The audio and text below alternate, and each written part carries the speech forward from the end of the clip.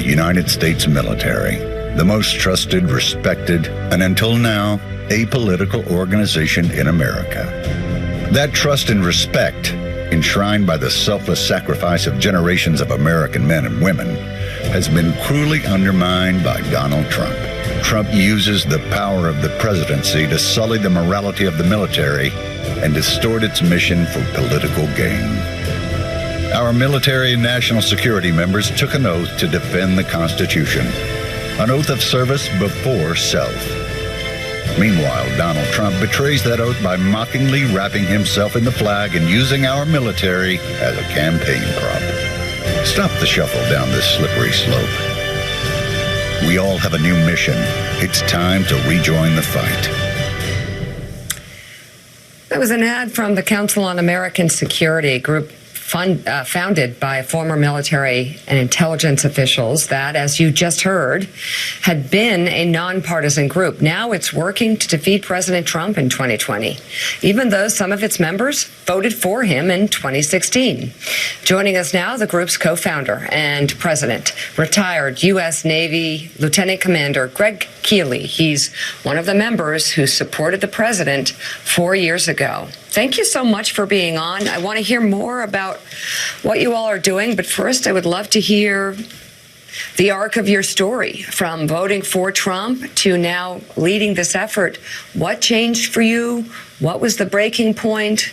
Or was it a group of things? Thanks, Mika. Happy Friday. The Council on American Security, or CAMSEC as we refer to it, is nonpartisan, and I want to stress that to folks. For me, the tipping point was Trump abandoning our Kurdish allies in Syria. After a phone call with President Erdogan, the autocratic president of Turkey, he abandoned our Syrian allies.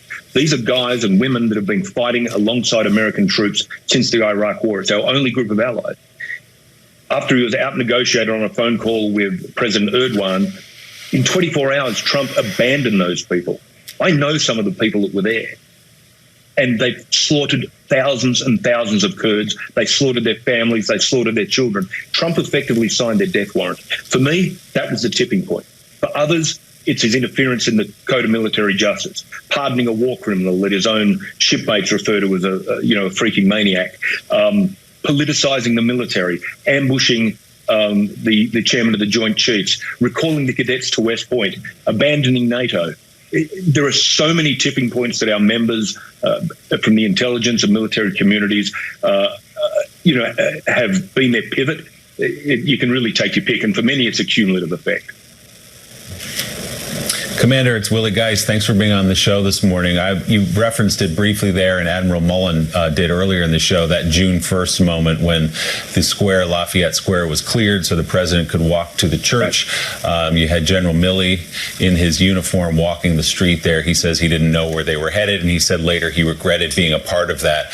What did you make, as a member of the military, of that scene on June the 1st? Oh, Willie, it was.